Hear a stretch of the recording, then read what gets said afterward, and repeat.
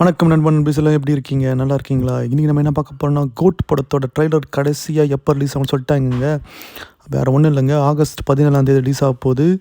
So இது வந்து ரொம்ப நாளாக காத்திருந்தாங்க. கடைசியாக வந்து வெங்கட் பிரபுவும் அர்ச்சனா கல்பத்தியும் ட்விட்டரில் ட்விட் போட்டாங்க. ஸோ வந்து கண்டிப்பாக ஃபைனலாக ட்ரெய்லர் வரப்போகுது. இந்த ட்ரெய்லரை வரத்துக்கு ஏன் இவ்வளோ டிலே ஆச்சுன்னு நம்ம யோசிச்சு பார்த்தோன்னா, நிறைய விஷயம் இருக்குது. உங்களுக்கே தெரியும், அந்த ஸ்பார்க்ஸ் சாங்லாம் நிறையா மிக்சட் ரிவ்யூ, நிறைய பேர் நம்ம விஜய் ஃபேன் ஸ்கூல்லேயே நிறைய பேர் தப்பாக பேசினாங்க. ஸோ வந்து நிறைய பிரச்சனையாச்சு. ஸோ அதனால் ட்ரெய்லர் வந்து கரெக்டாக வரணும்னு சொல்லிட்டு டீம் வந்து ரொம்ப ரொம்ப கேர்ஃபுல்லாக இருந்தாங்க. அதுவும் உங்களுக்கு தெரியும், இந்த படம் வந்து வெறும் ஒரு என்ன சொல்கிறது, ஒரு நார்மல் படம் கிடையாது. இதில் நிறைய விஎஃப்எக்ஸு, சிஜி எஃபெக்ட்லாம் இருக்குது.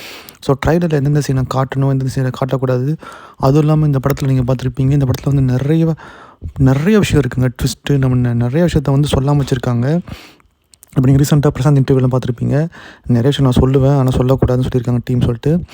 இப்போ நீங்கள் பொதுவாக பார்த்தீங்கன்னா, லியோ படம் அதெல்லாம் பார்த்தீங்கன்னா நிறையா சீன் வந்து லீக் ஆகிருக்கும். ஆனால் இதில் பார்த்தீங்கன்னா எந்த சீனுமே வந்து நிறையா சீன் வந்து லீக் ஆகல. நிறைய விஷயம் வந்து ஒன்று சஸ்பென்ஸாக மிஸ்ட்ரியாக இருக்குது. அது கூட இன்னொரு காரணம்னு சொல்லலாம். நிறையா ஃபேன்ஸ் வந்து ஏன் நிறையா நெகட்டிவ் ரிவ்யூ சொல்கிறாங்க சொல்லிட்டு. ஏன்னா இன்னும் வந்து அவங்க என்னென்னு தெரியாது. ஃபார் எக்ஸாம்பிள் சொல்லணுன்னா, இந்த ட்ரெய்லரில் வர விஜய் பார்த்தீங்கன்னா, அந்த சின்ன பையன் விஜய் பார்த்தீங்கன்னா மீசை பார்த்தீங்கன்னா ரொம்ப கிட்டத்தட்ட ஷேவ் பண்ண மாதிரியே இருக்கும். இதே ஸ்பார்க் சாங்கில் பார்த்தீங்கன்னா மீசை கொஞ்சம் வளர்ந்துருக்கும். நீங்கள் இங்கிலீஷ் படம் பார்த்து தெரியும் உங்களுக்கு, இந்த பெஞ்சமின் பட்டன் படம் இருக்குது. அந்த படம் பார்த்தீங்கன்னா தெரியும், பிராட் பிட் வந்து அப்படி பார்த்தா வயசான ஆள்லேருந்து அப்படி கொஞ்சம் கொஞ்சமாக சின்ன பையனாக மாறிட்டே வருவார். ஸோ அதே மாதிரி வந்து விஜய் பார்த்திங்கன்னா வயசு வந்து கொஞ்சமாக அவருக்கு மாறிக்கிட்டே வரும்.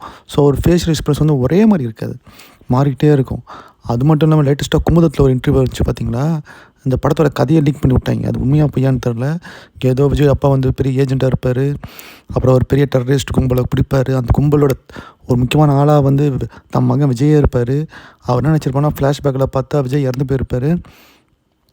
அப்புறம் பார்த்தா ஒரு சர்ப்ரைஸ் ஆகிடுறது, இன்னும் உயிரோடு தான் இருக்கானா, அதுவும் டெரரிஸ்ட் கும்பல் கூட இருக்கானா, எப்படி இந்த கும்பல் கூட வந்தான், எப்படி என்னாச்சு அப்படி வந்துட்டு ட்விஸ்ட்டுன்னு சொல்லிட்டு என்னென்னமோ போட்டிருக்காங்க. இன்னொன்று என்னென்னா, ஜெமினி மேன் ஒரு படம் இருக்குது, இங்கிலீஷ் படம், அந்த படத்தோட ரீமேக்குன்றாங்க. இந்த மாதிரி பல விஷயங்கள் போயிட்டுருக்குங்க. பட் ட்ரெய்லர் கட் வந்து செம்மையாக வந்திருக்கு. விஜய் வந்து ஆக்சுவலாக படம் பார்த்துட்டாரு. படம் பார்த்துட்டு வெங்கட் பிரபு கிட்டேயும் படம் சூப்பராக இருக்குது, நான் மட்டும் அரசியல் போகலன்னு வச்சுக்கேன், கண்டிப்பாக இன்னொரு படம் கூட பண்ணுவேன்டா அப்படின்னு, கிடையாது பண்ணுவேன் அப்படின்னு சொல்லியிருக்காரு.